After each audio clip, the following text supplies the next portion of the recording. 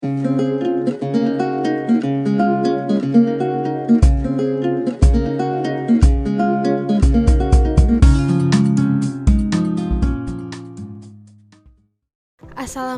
semuanya. Hari ini kita akan kembali melanjutkan pembahasan materi kelas 8, yaitu memahami karakteristik masing-masing negara anggota ASEAN.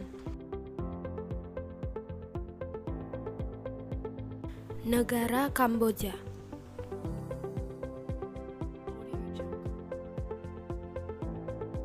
1. Identitas negara. Nama resmi Republik Rakyat Kampuchea. Ibu kota Phnom Penh. Pemerintahan Republik Komunis. Kepala negara Presiden.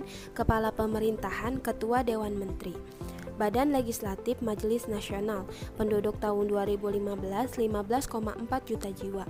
Bahasa Khmer resmi Prancis. Agama Buddha Theravada. Rakyat bangsa Kampuchea atau Kamboja. Mata uang riel. 2. Keadaan alam. A. Letak dan batas negara.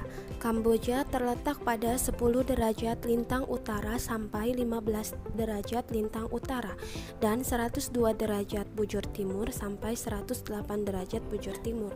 Kamboja mempunyai wilayah seluas 181.300 km persegi.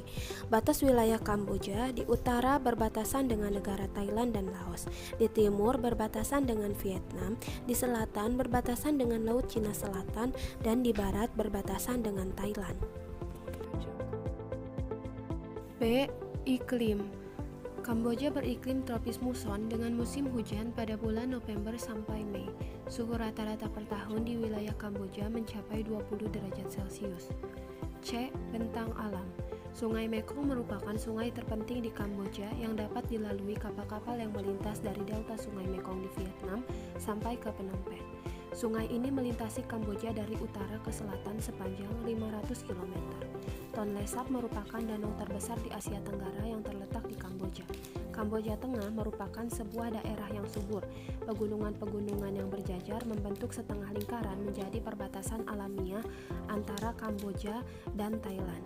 Gunung tertinggi di Kamboja adalah Phnom Aural yang berada di pegunungan Cardamom dengan ketinggian 1.813 meter.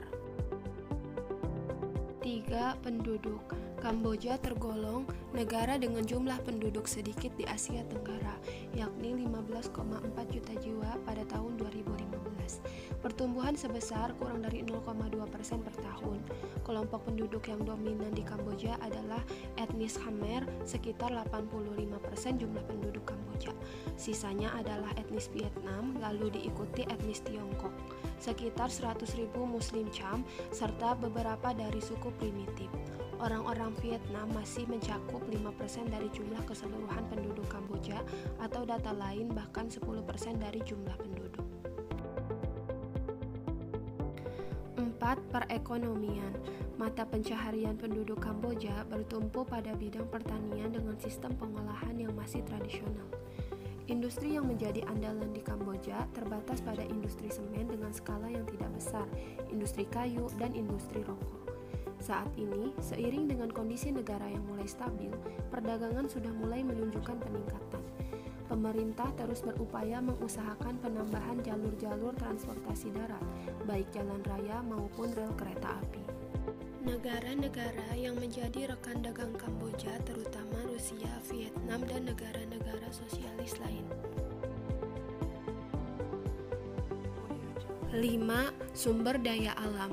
Kamboja merupakan daerah yang memiliki sumber daya alam yang kurang sebanding dengan luas wilayahnya. Sumber daya alam yang paling dominan terdapat pada bidang pertanian. Perang yang berkepanjangan menyebabkan produksi dari sektor pertanian mengalami penurunan. Sebelum perang meletus, Kamboja mampu melakukan ekspor beras, tetapi kini justru mengandalkan beras dari negara lain. Pertanian di negara itu berada di sepanjang Sungai Mekong dan Danau Tonle Sap. Selain itu, dijumpai di plato-plato tanah basalt di Provinsi Kompong Cham dan Provinsi Ratanokiri. 6. Kerjasama.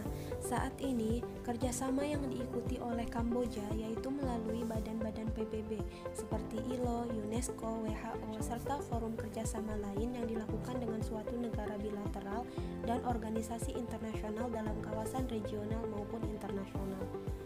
Antara Indonesia dan Kamboja terjalin hubungan politik dan keamanan dengan saling menempatkan duta besarnya. Selain itu, Indonesia juga ikut berperan dalam usaha menyelesaikan pertikaian di Kamboja melalui Jakarta Informal Meeting dan pengiriman pasukan Garuda ke-12 pada tahun 1992 di bawah UNTAC untuk menjaga perdamaian di Kamboja. Terima kasih buat teman-teman semua yang sudah menonton